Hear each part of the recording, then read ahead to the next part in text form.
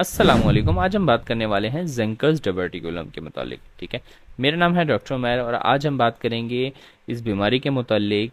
ये एक ऐसी बीमारी है जिसके अंदर आपकी खुराक की नाली के अंदर एक छोटा सा पाउच बन जाता है, जिसके अंदर अमूमन खाना अटकता रहता है, जिसकी वजह से अमूमन लोगों को खाना अटकने की और मुंह से बदबू आने की शिकायत आती रहती है। अब इस बीमारी के मुतालिक आज हम कंप्लीट बातें करने वाले हैं। इसका इलाज कैसे किया जाता है, इसकी तशख़ीस कैसे होती है, इसको इन्वेस्टिगेट कैसे किया जाता है, इसमें अलग अलग वो तमाम सवाल जो एक मरीज़ के जहन में आते हैं या वो शख्स जो सिर्फ इस बारे में जानना चाहता है उसके जहन में आते हैं, वो इस वीडियो के अंदर आंसर करने वाला हूँ और बिल्कुल सादा ज़ुबान में आंसर करने वाला हूँ। तो वीडियो को एंड तक मेरे साथ रहिएगा तो आप इस बीमारी के मतलब कम्प्लीटली जान जाएंगे। तो चलते हैं वीडियो की तरफ।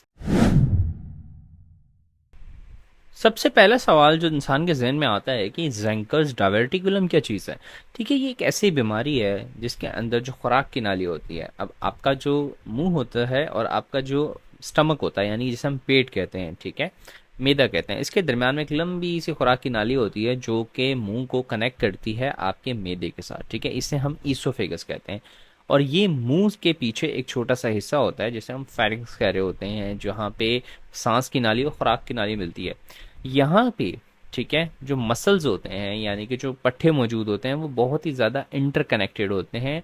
बिल्कुल ऐसे ही जैसे कि आप हाईवे देखते हैं तो आप देखते हैं कि मल्टीपल किस्म के जो रोड्स होते हैं निकल रहे होते हैं, इसी तरीके से के साथ यहाँ पे कुदरत ने निज़ाम ऐसा बनाया है कि यहाँ पे आके हमारा जो मुंह है वो दो हिस्सों में डिवाइड हो जाता है। यानी कि जो आप खाना खाते हैं वो खुराक की नाली में चला जाता है, ईसोफेगस में चला जाता है, और जो सांस होता है वो आपकी ट्रेकिया यानी कि सांस की नाली में चला जाता है। ये यूं समझें एक जंक्शन होता है। ठीक है, इस जगह के ऊपर होता क्या है कि एक, जैसे कि आप समझें कि पाउच निकल आता है। ठीक है, यानी कि डायवर्टिकुलम इसे हम मेडिकल ज़ुबान में कहते हैं। ठीक है, इसमें क्या होता है कि आपको एक जैसे छोटा पर्स होता है या पाउच होता है, इस तरीके से एक पाउच निकल आता है। अब इसकी जो बुनियादी तौर पे वजह होती है वो ये होती है, जो मसल्स होते हैं जिस जगह पे पट्टे मौजूद होते हैं उनके दरमियान में कनेक्शंस वीक हो जाते हैं, उनका जो है कोऑर्डिनेशन ठीक नहीं होता, जिसकी वजह से एक समझें कि यूं साइड पे एक छोटा सा पाउच या थैला बन जाता है। ठीक है, और इसमें होता क्या है कि जब भी आप खाना खाते हैं तो खाना खाने के साथ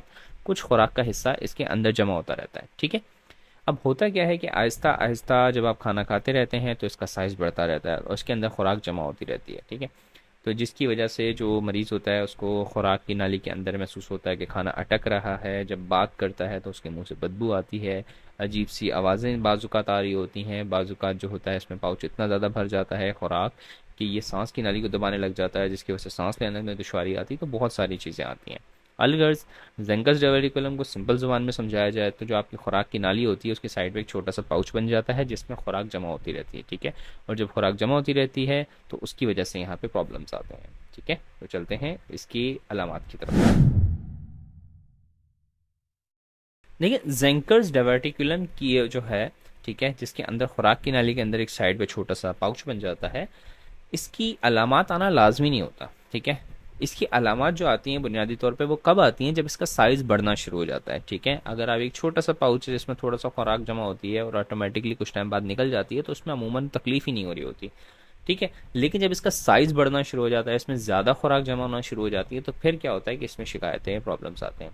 और बिल्कुल ऐसे ही है जब भी कहीं पे आप खाना रखेंगे और अगर वो आप कुछ टाइम के लिए छोड़ेंगे तो वहाँ पे खाना गलना सड़ना शुरू हो जाता है। बिल्कुल इसी तरह जब खुराक की नाली के अंदर एक साइड पे छोटा समझेंगे एक चेम्बर है, थैली है जिसमें जाके जमा हो रहा है खुराक, अब वो वहाँ पे ना हजम हो रही है ना कुछ हो रही, तो वहाँ पे गलना सड़ना शुरू हो जाती है। ठीक है, उसकी वजह से वहाँ पे इन्फेक्शन हो सकता है, गले में दर्द रह सकता है, मुंह से बदबू आ सकती है, हर वक्त हो सकता है आपको डकार आते रहें, आपको खांसी की प्रॉब्लम रह सकती है, अगर ज़्यादा साइज़ बड़ा हो जाए तो आपको सांस की प्रॉब्लम्स आ सकती है।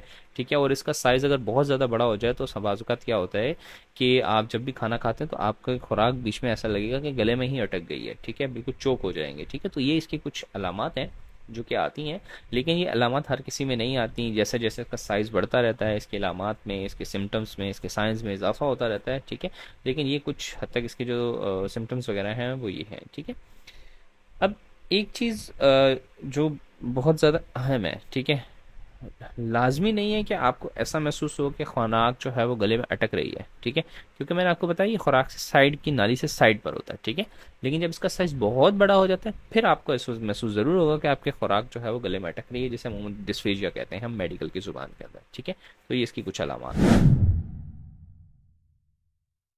देखिए, वजूहात या कॉजेज़ की बात की जाए तो ज़ेंकस डायवर्टिकुलम या जो साइड पे खुराक की नाली पे पाउच निकल जाता है, ठीक है, जहाँ पे खाना जमा होता रहता है, इसकी कोई बुनियादी तौर पे एग्जैक्ट वजह हमें मालूम नहीं है। ठीक है, मेडिकल साइंसेज में बहुत सी ऐसी चीज़ें हैं जिसकी हमें एग्जैक्ट वजह नहीं मालूम होती। हाँ, लेकिन हम ये ज़रूर कह सकते हैं कि जिन लोगों को ये मसाइल मौजूद हैं उनके अंदर जो है वो ज़ेंकर डायवर्टिकुलम पैदा होने के चांसेस ज़्यादा हैं। जैसे कि अगर आपकी उम्र 60 साल से ज़्यादा है तो आपके जो मसल्स होते हैं 60 साल के बाद वैसे ही वीक हो जाते हैं, जिसकी वजह से आपकी खुराक की नाली के मसल या पट्टे भी वीक हो जाते हैं और वहाँ पे पाउच निक बनने के और जो है वो जगह बनने के चांसेस बहुत ज़्यादा होते हैं। ठीक है, इसी तरह ये देखा गया है कि ज़्यादातर मर्दों में होता है। ठीक है, और वो शख्स जिनको मैदे की तेज़ाब, ये जिसे कि गर्ड कहते हैं, जब लेटते हैं तो आपका जो मैदा होता है, मैदे से तेज़ाब सांस की नाली में, खुराक की नाली में आ रहा होता है, जिसे हम गर्ड कहते हैं। और जब अमूमन मरीज़ों को जो है वो जलन का एहसास रहता है, ठीक है, मैदा जलता रहता है, उनके अंदर भी ये ज़्यादा देखा गया है। और वो लोग जिनकी कोई रीढ़ की हड्डी का ऑपरेशन हुआ है, ठीक है, ये उन मामलात के अंदर, उन मरीज़ों के अंदर ज़्यादा देखा गया है। ठीक है, बहरहाल इसकी एग्जैक्ट क्या वजह है ये आज तक हमें नहीं मालूम हो सका। इसके मसाइल की बात की जाए कि क्या क्या कॉम्प्लिकेशंस और मसाइल पैदा कर सकता है ये, तो देखें, अगर तो इसका साइज़ बढ़ता जाएगा, ठीक है, जब साइज़ बढ़ेगा तो होगा क्या कि आप सोचें कि आपकी खुराक की नाली के आसपास एक छोटा सा गुब्बारा है जो कि फूलता ही जा रहा है, उसमें खुराक जमा होती जा रही है, वो साइज़ बढ़ता जा रहा है। तो होगा क्या, सबसे पहले आपको खुराक में प्रॉब्लम स्टार्ट होगी। जब भी आप खाना निगलेंगे तो दर्द होना स्टार्ट होगा, फिर आपका आहिस्ता आहिस्ता हो सकता है खाने के दिल ही ना करे, कि पेनफुल हो रहा हो। ठीक है, दूसरी होता क्या है कि बहुत सी बार कि अगर इसका साइज़ ज़्यादा बड़ा हो जाता है तो ये सांस की नाली को भी प्रेस कर रहा होता है। ठीक है, इसके साथ साथ एक और चीज़ बड़ी अहम है, क्योंकि खुराक इसके अंदर जमा हो रही होती है। ठीक है, तो बहुत सी बार क्या होता है, खुराक आप खाना खाते हैं तो इस पाउच के अंदर जमा हो जाती है और कुछ टाइम के बाद ये निकल जाती है। और अमूमन क्या होता है कि ये निकलने के बाद सांस की नाली में जाने का खतरा होता है, जिसे हम एस्पायरेशन नमूनिया कहते हैं, कि खुराक जो है वो सांस की फेफड़ों में चली गई। ठीक है, उसकी वजह से निमोनिया हो जाता है, ये रिस्क रहता है हमेशा। इसके अलावा अमूमन जो है वो मरीज़ क्या करते हैं कि खाना छोड़ देते हैं, वो जब भी खाना खाते हैं उसके बाद उनके मुंह से बदबू आती है, खुराक में प्रॉब्लम होती है, खाना खाते हुए प्रॉब्लम्स होती है, तो मरीज़ अपनी एपिटाइट, अपना खाना कम कर देता है, जिसकी वजह से क्या होता है कि मरीज़ का जो वज़न है वो भी कम होना शुरू हो जाता है, कमज़ोर होना शुरू हो जाता है, और इस किस्म के मसाइल भी आना स्टार्ट हो जाते हैं। ठीक है, और अगर इसका साइज़ बहुत ज़्यादा बढ़ जाए तो बाज़-औक़ात क्या होता है कि फट सकता है, जिसकी वजह से इन्फेक्शन हो सकता है और मरीज़ को जो है वो पूरे जिस्म के अंदर जहर फैलने का या इन्फेक्शन फैलने का ख़तरा भी रह सकता है। ज़ेंकस डायवर्टिकुलम की अगर तशख़ीस या इन्वेस्टिगेशंस की बात की जाए तो इसमें सबसे पहली चीज़ जो इम्पॉर्टेंट होती है, जो डॉक्टर आपका अमूमन आप तशख़ीस करने में या डायग्नोसिस में हेल्प लेता है, वो सबसे पहले तो आपका एक जनरल मुआयना हो सकता है। ठीक है, हो सकता है कि डॉक्टर आपसे कहे कि आप मुंह खोलें, मुंह खोलने के बाद वो एक अच्छे तरीके से आपके मुंह का मुआयना करे। इसके अलावा हो सकता है कि आपकी गर्दन का मुआयना करे। और अगर डॉक्टर को शुबा होता है कि एक मरीज़ को ज़ेंकर डायवर्टिकुलम है, तो अमूमन क्या होता है कि कैमरे वाला टेस्ट होता है, एंडोस्कोपी कहलाती है। ठीक है, तो बहुत सी बार क्या होता है कि डॉक्टर्स जो हैं वो उसकी मदद भी लेते हैं।